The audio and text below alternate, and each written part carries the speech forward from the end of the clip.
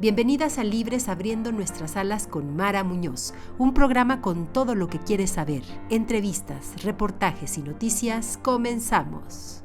Hola, ¿qué tal? Bienvenidas a su programa Libre. Esta semana tenemos un tema muy interesante, la buena víctima. ¿Qué es lo que espera el sistema, el Estado de las mujeres cuando denunciamos? Subordinación, sometimiento, silencio. ¿Y qué sucede cuando esto no ocurre? Va a estar con nosotras una invitada muy especial, feminista. Ella es Lucía Núñez Rebolledo, para hablar también de por qué los delitos contra las mujeres van en aumento si cada vez más conductas están tipificadas como tal. La violencia contra las mujeres y otras alternativas, además del castigo para erradicarla. Acompáñenme a ver este reportaje que preparamos para ustedes. La violencia de género contra las mujeres es una forma disciplinaria para someternos a los preceptos de una sociedad que nos pone en una posición de sometimiento y subordinación. Cuando nos enfrentamos al sistema de justicia, se espera que nos adaptemos a la expectativa de silencio y obediencia ante el dictado de la autoridad.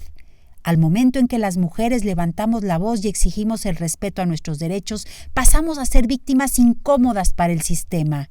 Sin embargo, el hecho de que miles de víctimas no se conformen con la actuación negligente o corrupta de las autoridades ha inspirado a muchas mujeres a hablar de la violencia de género de que son sujetas.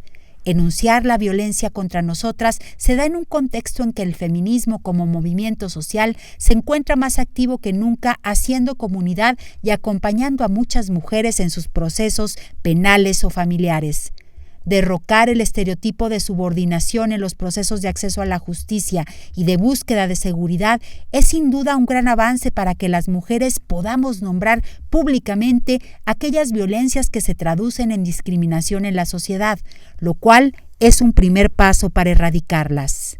En un contexto en que la violencia es generalizada y en el cual nuestra vida e integridad está constantemente amenazada, las mujeres necesitamos que las instituciones del Estado cumplan con su obligación de protección a nuestros derechos fundamentales. Sin embargo, este no debe ser motivo para perder posibilidades de acción y de agencia para emprender y realizar nuestras luchas colectivamente desde la sociedad. Colectivizar es un medio alterno a los caminos institucionales y del Estado, una manera de romper con el estigma y el estereotipo de la buena víctima, aquella que se calla y acepta el tratamiento institucional ante sus necesidades de seguridad, cualquiera que éste sea. La buena víctima es un estereotipo insostenible en cualquier contexto, más aún en un país en el que diariamente se cometen 11 feminicidios de mujeres y niñas, es decir, asesinatos por el hecho de ser mujer. Pensar en otras formas de erradicar la violencia contra las mujeres más allá del sistema penal nos mantiene en la ruta de imaginar y trabajar para otros mundos posibles. Continuamos en Libres hablando de un tema muy importante, ¿por qué no denunciamos las mujeres? ¿Cómo esta pregunta se ve a la luz del feminismo punitivo, el cual ha propuesto históricamente que el castigo es una manera de resolver la violencia contra las mujeres? ¿Y quién mejor para hablar de este tema que Lucía Núñez Rebolledo? Ella es profesora investigadora feminista, por supuesto, de la UNAM. Bienvenida, Lucía, muchísimas gracias por acompañarnos. Muchas gracias, Mara. Muy feliz de estar con ustedes. Gracias, Lucía. Y bueno, pues para comenzar hablando de este tema de por qué no denunciamos las mujeres frente al feminismo punitivo, primero que nada abordemos el tema de qué es la violencia contra las mujeres por razones de género y por qué, contrario a disminuir, Lucía, la violencia contra las mujeres va en aumento. La violencia de género, acá muy importante, en contra de las mujeres, es aquella violencia que tiene su base, su leitmotiv, como decimos, eh, en las relaciones desiguales de poder, es decir, donde a lo femenino se le ha subordinado, se le ha dado un menos valor frente a lo que se considera masculino, y en ese sentido se ejerce discriminación que puede derivar en violencia. Un ejemplo de qué es la violencia de género contra las mujeres es que a las mujeres se les discipline violentándolas cuando no cumplen con lo que se espera de ellas.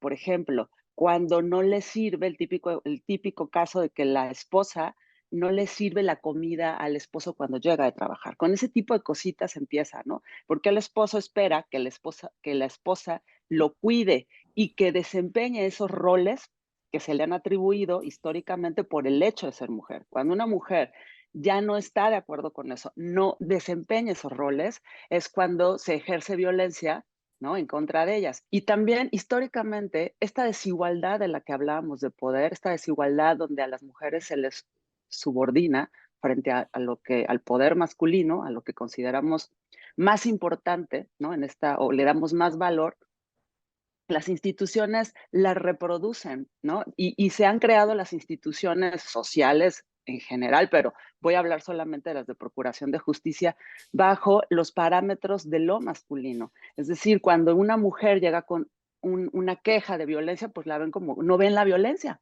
porque es violencia simbólica. Muchas veces la legitiman. Y un ejemplo tan claro de cómo la desigualdad estructural está reflejada en las instituciones es que muchos códigos penales, ¿no?, que habilitan toda una estructura de procuración y administración de justicia, legitimaban, es decir, veían como un derecho que se ubicara a las mujeres a través de la violencia en la posición de mujer que les corresponde. Ejemplo más práctico, cuando hace no mucho, no se consideraba violación la violación dentro del matrimonio. Entonces, eso parecía que era em, risible tener que decir que había violación aún cuando hubiera matrimonio. Entonces ahí está, yo le llamo ideología de género, esa es la verdadera ideología de género y no de la que hablan los conservadores. Es decir, se tiene la idea, ¿no?, y eso se materializa de que las mujeres son y deben de atender a los valores de los hombres o a otros valores como el de la sociedad. En este caso, para mantener la familia como un bien fundamental por encima de los derechos de las mujeres. Porque además se les pide, ¿no?, como además también lo marcan muchas leyes, que se nos pide que seamos buenas víctimas. Es decir, que nos comportemos de acuerdo, como víctimas, de acuerdo a lo que esperan los hombres, de cómo deben ser las buenas mujeres, que ha sido reflejado en cómo los códigos penales enuncian cómo debe ser una buena víctima. Incluso, digo, códigos penales cuando ya han sido intervenidos por reformas feministas, porque es un problema, insisto, estructural. Así es. Entonces, esta crítica que hace Tamar Pitch, en donde ella dice que el feminismo punitivo nos coloca como interlocutoras en tanto víctimas y cómo eso afecta a la autonomía y la libertad de las mujeres, Lucía. Sí, bueno, hay un problema que tiene que ver con justo lo que se piensa de cómo son las mujeres y cómo son los hombres, que eso es el género, ¿no? Y la relación que hay entre justamente lo que se espera de un hombre, de un buen hombre, de un mal hombre, de una buena mujer, de una mala mujer. Cuando habla Tamar Pitch de las mujeres que se han visto, digamos, o también algunas mujeres adoptan, no como un adjetivo cuando has sufrido un daño, y si eres víctima, sino como una identidad, como un sustantivo, una victimización, es decir, politizas el victimismo más que victimización. Ahí hay un mal uso que luego no sé si lo voy a explicar rápidamente. Victimización es el proceso mediante el cual te has sentido vulnerada o lesionada en tus bienes, ya sea físicos, materiales.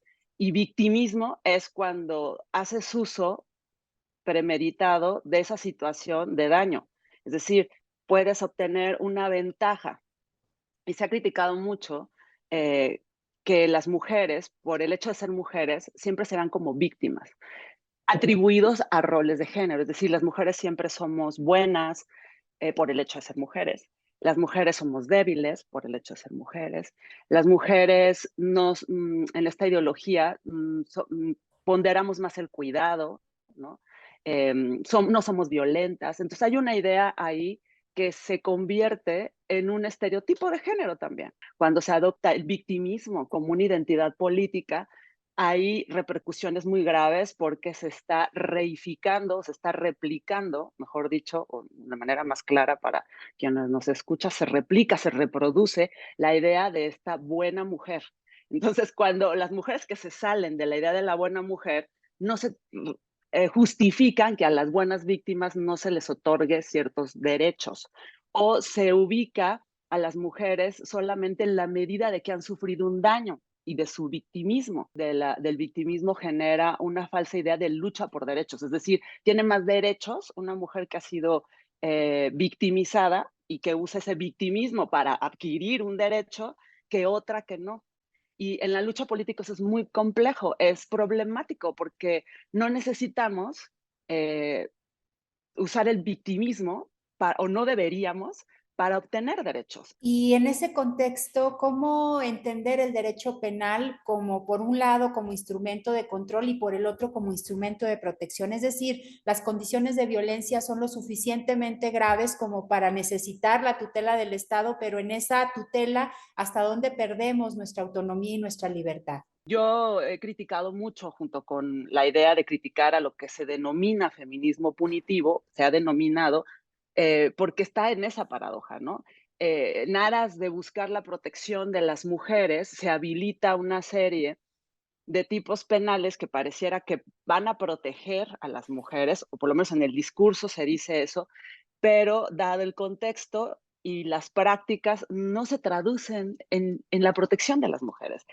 Y dado, voy a decirlo en estos términos, el bicho que estamos manejando, que es el sistema penal, un bicho raro, complejo, ¿no?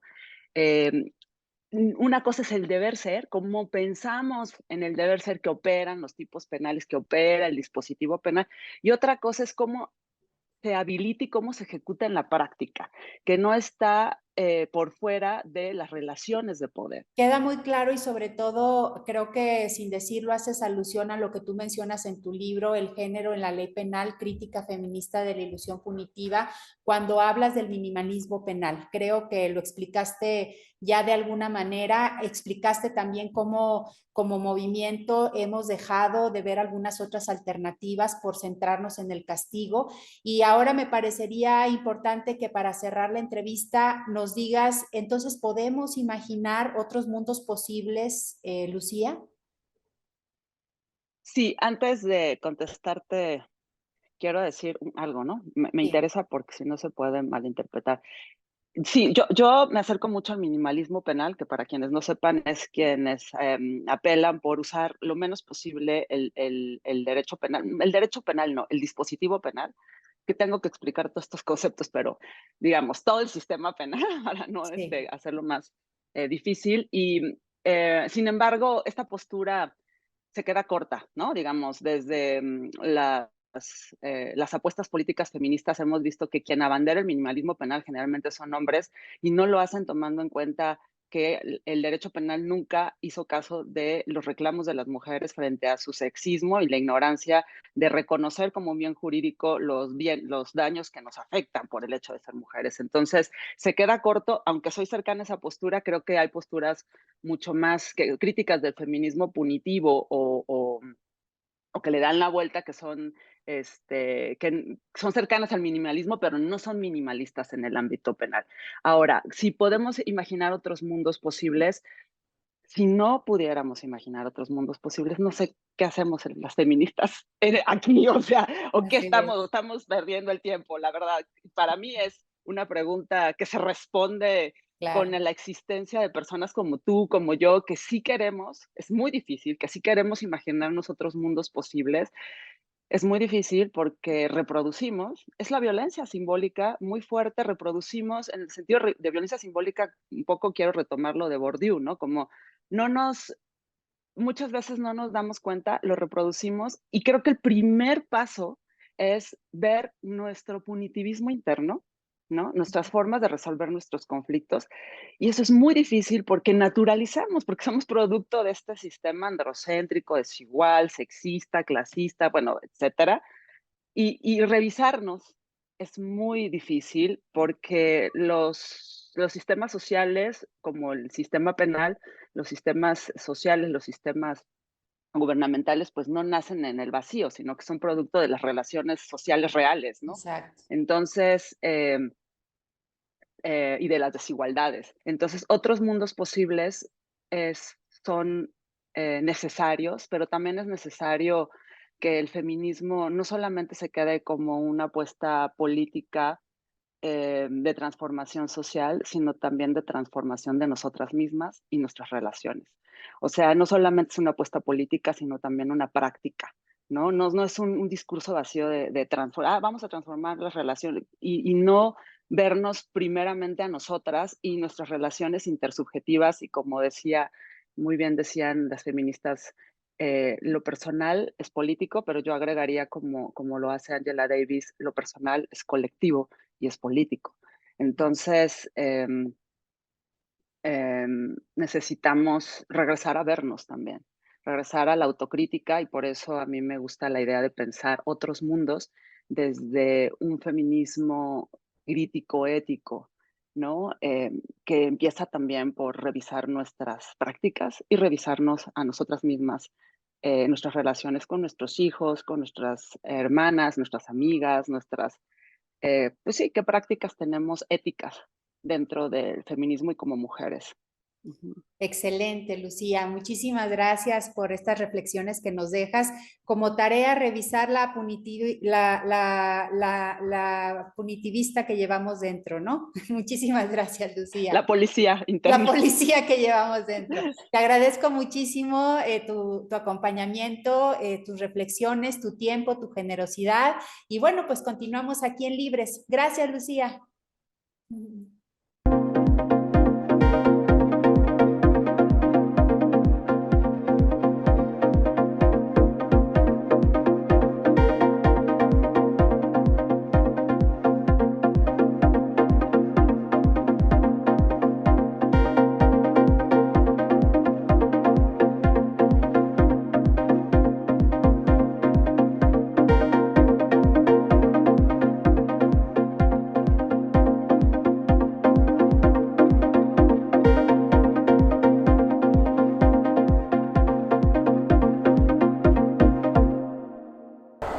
Esta semana estuvo muy movida con la información. Acompáñenos a ver Notimundana, las noticias que sí son noticia.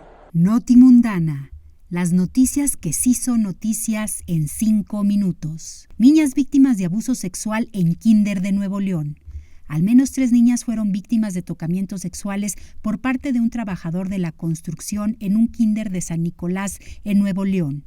Las niñas manifestaron pesadillas nocturnas y no querer ir a la escuela, por lo que las madres y padres indagaron y obtuvieron la versión del abuso sexual. Como es común, los agresores sexuales de niñas y niños utilizan el juego y la advertencia de que no se cuente a los padres y madres lo ocurrido.